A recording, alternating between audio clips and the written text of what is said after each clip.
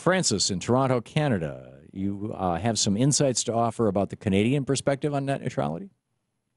Yeah, well, my main comment is basically to come back to your guest who called any other providers middlemen. Mm-hmm.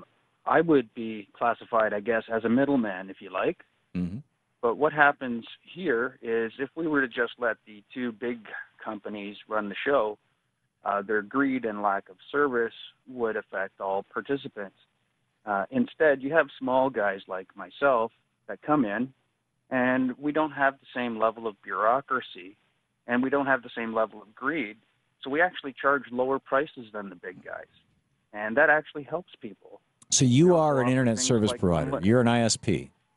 Yes, correct. And you don't own the last mile of copper or fiber or cable to the people's homes. Do I have that correct? That's correct. So you go to the phone from the big guys. Okay, so you go to the phone company or the cable company and you rent that space on behalf of your clients and you provide them with internet over that space. So the average Canadian has access to how many different internet service providers wherever they happen to be? There's literally hundreds. It depends on whether they have phone line as their primary or cable as their primary. Mm-hmm. There tends to be more choice over DSL because the phone company is a little easier to work with. Mm-hmm. But there's literally hundreds of competitors in the market up here. And so what typically does internet service cost in Canada?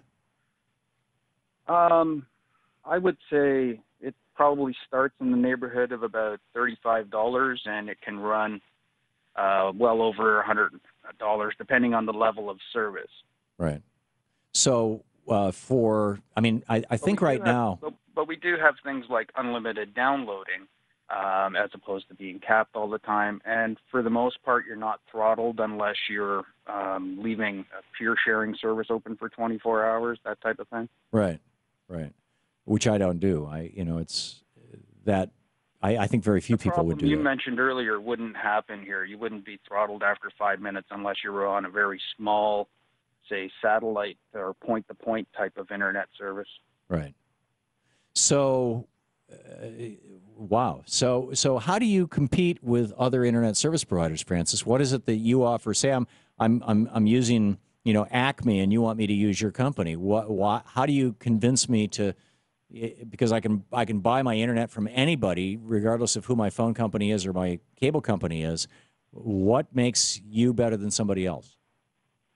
Well, we offer a cheap price, Mm-hmm. cheaper than the big guys, right? Because we don't have the same level of bureaucracy or the same level of greed.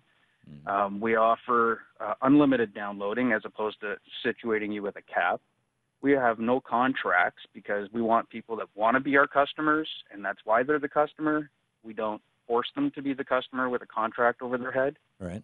And finally, and one of the biggest pieces is actual customer service, where they're not just a number calling up and being ignored and being treated like a number. They're actually real people with real names. So if I call you, I'm going to get a human being who's going to help me out. Absolutely. Yeah. So this is fascinating. And so for 10 MIPS down, 1 MIP up, which is, I think, what I've got here. No? What do you think, Shane? That's pretty low. Maybe that's when we first moved to town. It was probably that. Let's say it's 25 MIPS down, 5 MIPS up. What would that cost? In the neighborhood, if it's through cable, it's about $45. If it's through the phone line, it's about $55. Yeah. Okay. I think that's in the neighborhood of what we're paying right now. So, is it your sense that Canadians get a better deal than Americans, or just that they have more options to choose from? I think there's more choice, and the difference. See, if you were dealing with the bigger companies, those aren't the same prices. They're actually going to be a little higher than Mm-hmm. the ones that I quoted through the big companies. For that same level of service, you could probably add another $10. Yeah. So that's what I'm saying is the pricing. We have such a lower population than you guys, right, and such a broader country to service. Our prices theoretically should be higher. I see. But they're not. And because of the that would make competition. me wonder, in the country of competition, which is the U.S., it would really make me wonder why we're paying the same. Right, right. Yeah, I'm guessing that if we had the same internet net neutrality rules in the United States that you do in Canada, that anybody can be the grand internet service provider, and the last mile of copper has to be, open to all ISPs. I'm guessing if we had those rules, our prices in this country, particularly for people in urban areas, would drop by more than half. Oh, yeah, I think you would find a significant drop. Yeah, Absolutely. yeah. Okay. Francis, thanks a lot for the call. Great to hear from No you, problem. and thank you for educating us all.